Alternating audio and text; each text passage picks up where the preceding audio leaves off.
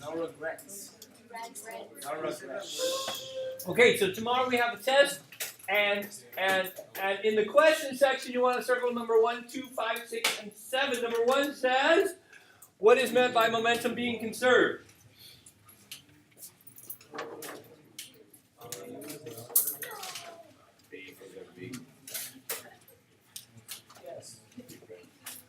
How many times have we talked about this over the past week? Total momentum before equals the total momentum afterwards. That's what momentum being conserved means. So question number 2, the sum of the momentums of the particles after an explosion are greater than, less than, or equal to the sum before the explosion. And the only one that works is equal to. So that's going to work. So if I throw a hand grenade, and it's up at the highest point up when it goes boom, how much momentum is there in total? The same as it was before, which at the highest point would be 0. So if I have a million chunks flying through people's heads, it's still 0 because some of them going this way and some are going that way and some are going that way and some are going that way and some are going that way and some are going that way. And it all cancels out to 0. Got it? Yeah. Number 5, why do drivers of semis almost never get hurt in collisions? Big mass. Yes, because they are Massive. very large. And you're here in your little car. And for some reason, in this situation, Drug to scale. You just gave me fresh like a bug. Drug to scale. yeah, that's why you look like a little insect here. Okay, and that's pretty much the way you look to a semi when you get hit. So they almost never get hurt in collisions because if they hit a passenger vehicle, no problem. The only time they get hurt is when they hit Another semi. the train.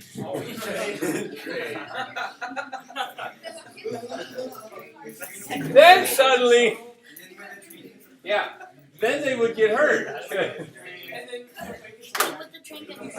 train gets hurt if the space shuttle hits it.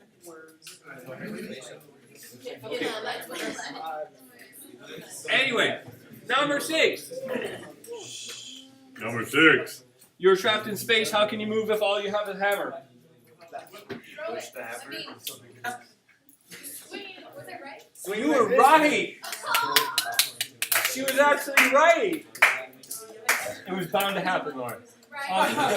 It was about time. So you're standing here out in space, holding your little hammer, and you're stuck, and you're saying, "How can I move?" Well, you want to throw your hammer, because if you throw your hammer, then your hammer just threw you. So what kind of equation is that going to be? Elastic, inelastic, or explosion? Explosion.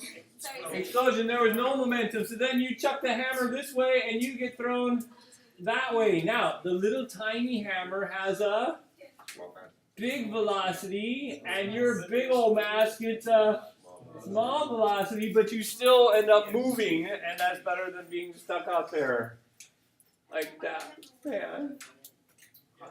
Now, what direction do you want to throw the hammer, of course? The opposite way. Yeah, like if your little spaceship is over here, then you want to throw the hammer that way. So if you threw the hammer at the spaceship, you're in serious trouble. So, You've just been making this a bigger problem. yeah, that was you making a bigger problem. Okay, number 7. Can a bullet and a truck have the same momentum? No. Yes. Yes. I said yes. I said yes. I said yes. I have no idea why, but I just said it. Okay, so again, if I have a truck and I have a bullet, how in the world can these have the same momentum? This has a big old M and this has a little M. How in the world can they be equal? Big V, low V. Over here, the bullet needs to have a And this needs to have a. So if the truck is barely moving, and the bullet's screaming along fast, then yes, they can have an equal amount of momentum. What is another way they could have an equal amount of momentum? Well, we talked about in problem C number 1, there was a very big bullet that was shot.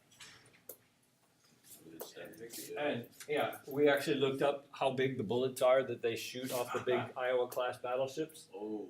and the bullet weighs over a ton. Yeah. Yeah. So It's around time. if that's the case, then the truck's in serious trouble. The truck has to go really fast to match the velocity of that bullet. So that's the absurd second reason, but there's a third way. There is a third way where we can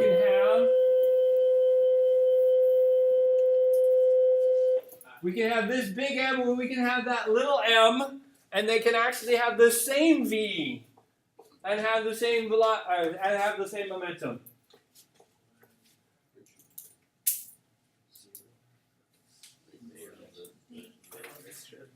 In space. All right, Henry.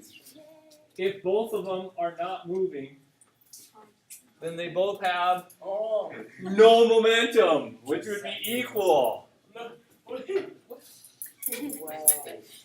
Wait, go ahead, Henry. I heard that. Are we gonna have to put all 3 ways on the I didn't say that. Oh, gee. I just said there are 3 ways that this can be true. All right. You need to know the 2 ways to write momentum's unit. Of course, the one everybody remembers is Newton seconds, because we use that all the time. But the other way that we could write it, again, if you're having a hard time remembering it, all you have to do is look at your formula sheet and you say, hey, I remember the P equals mv, and I know that m is always in kilograms, and I know v is always in meters per second. So the other way of writing it is kilogram meter per second. See how you can remember that? You can think your way through it. Yeah, there's going to be somebody on the test where I'm going to say, what is the 2 ways to write momentum's unit? And somebody's going to write mass and velocity. No, that's wrong, okay? Don't do that. But there's always somebody that only half listens. These are the 2 correct ways of writing momentum's unit. Okay? Is momentum vector or scalar? Do we care about its direction? Yes. Definitely. So momentum is definitely vector. In problems A, you want to circle number 3, and in problems B, you want to circle number 2 and 5 and 7, and in problem C, you want to circle number 3. And then, of course,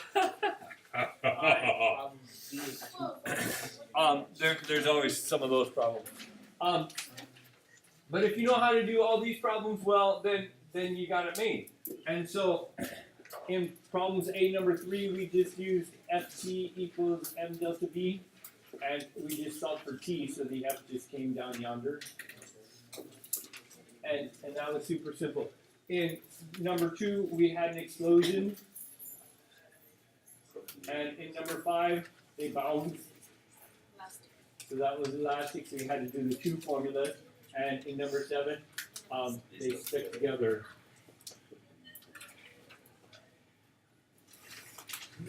And then C3, of course, was like what we learned yesterday, where they bounce off in 2 different directions. We had to make triangles and stuff. The only other thing that you need to know for your test is, I want you to know the difference between inertia and momentum. So if I throw a feather, and I throw a calculator, and I throw Bob at your head with the same velocity, who has the most momentum? Bob. Who has the least momentum?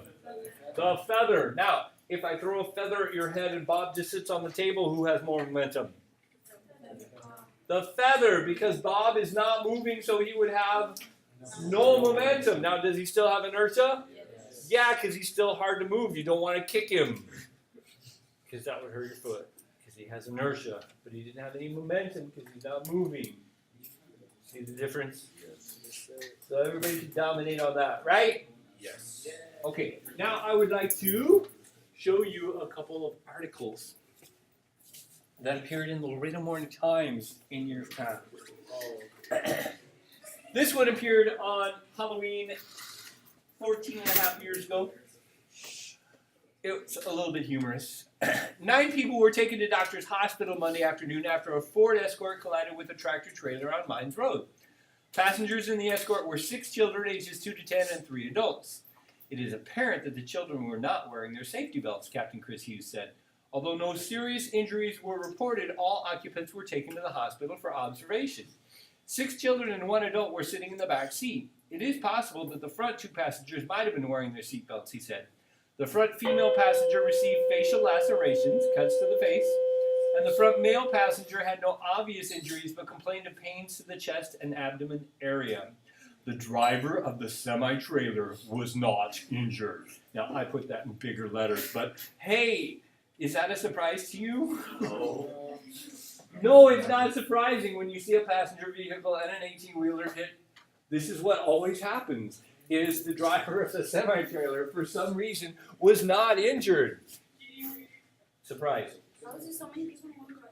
Because it's messy. Now, that was the other thing that we were going to bring up. There is a piece of superfluous information in this article. Something that you didn't have to mention.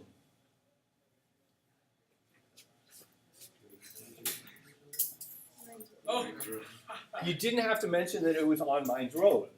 Because it said later that there were 6 children and 1 adult in the back seat of a Ford Escort.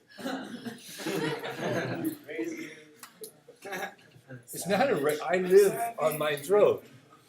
Those of you who live on this side of the tracks, you don't understand because there's always one person in a huge SUV. And that's the way you roll. But over on our side of the tracks, that's the way we roll. 6 children, 1 adult in the back seat of a Ford Escort. That's amazing. Okay, now, if you are the cop going to write a ticket or not write a ticket to these people, what are your odds if the front female passenger has cuts all over her face and the male passenger has pains to the chest and abdomen area? Clearly, was this a high-speed or a low-speed collision? Had to have been a low-speed collision because no one got hurt. Badly. Seriously, yes. And if it was a high-speed collision, we would have been having a completely different story here. It wouldn't be humorous. Now, when you look at this, though, I would want to check the guy the next day. Because if he has pains in the chest and abdomen area, and I show up the next day and he has a nice L-shaped bruise across his body, then I shake his hand and say, good job for wearing your inertial restraints. On the other hand, if his bruise shows up to be a nice circle with a thump in the middle of it, then I slap him with a ticket. So we kind of got to look at that. Now, our second story took place 14 years ago today. How odd is that? And this one is not so pleasant. This was the picture that was included. That is a beautiful, brand new Nissan Pathfinder. Can't you tell? It looks so pretty. This article is written by Diana de la Garza, and I'm only guessing, but I'm guessing that she went to school at Alexander. You'll see why. A head-on collision just south of the Zapata County line Monday morning killed 1 driver, but the other walked away without a scratch. This is her opening statement, so this is what she is amazed by. According to the trooper, we had one guy driving north and the others going south along the highway. For unknown reasons, the Pathfinder entered the oncoming lane and struck the tractor before spinning out of control and hitting the concrete barricade. So it wasn't even a full-on head-on collision. As of Monday afternoon, they could not determine the reason for him swerving into the wrong lane. I tried to get out of his way, but he'd already swiped me on the side by the time I managed to move to the right. They said he was going pretty fast, but I don't know. It all happened too quickly. Upon impact, Rosa, who suffered no injuries, rushed to the Pathfinder to check on Reese's condition. When I got to the vehicle, he was on the other side and was laying down. Some people from other cars pulled over and they tried to get him out of the car. I just stood back. According to authorities, neither driver were wearing their seatbelts at the time of the accident. And then we have this incredibly bad thing to put into print. I guess it was good that the Pathfinder driver was not wearing his seatbelt, the EMT said. The steering wheel totally caved into the seat, and if the driver would have been wearing his seatbelt, he would have been constrained to the seat. Instead, he was thrown to the passenger side. Sounds like a wonderful situation, right? The ambulance showed up. He was in pretty bad shape, and then he died on the way to the hospital. So clearly it was such a good idea. You're always better off with a seatbelt. In a wreck like this, it wouldn't matter whether you're wearing it or not wearing it, but many, many times it is the difference between you being hauled off in a body bag or not. So I would never put that in print. Anyway, despite the noticeable damage caused to the 18-wheeler, Rosa was able to walk away from the accident without so much as a visible scratch. I just got lucky, Rosa said. I guess you can say that my guardian angel was with me. And written on the left-hand side of the 18-wheeler's cabin were the words, Guardian Angel. Okay, so you understand what I said about the article writer being from Alexander, right? Because, yeah, I'm not here to debate whether or not you have a guardian angel. What I'm saying is, would the guardian angel have had to do anything to help him out here? No, he had, 50 times the mass, and so 50 times the momentum on his side. I don't think it had anything to do with guardian angels. I think that, yeah, that's just like physics for you. So, yeah, and this poor guy's guardian angel was like, sorry, dude. There's only so much.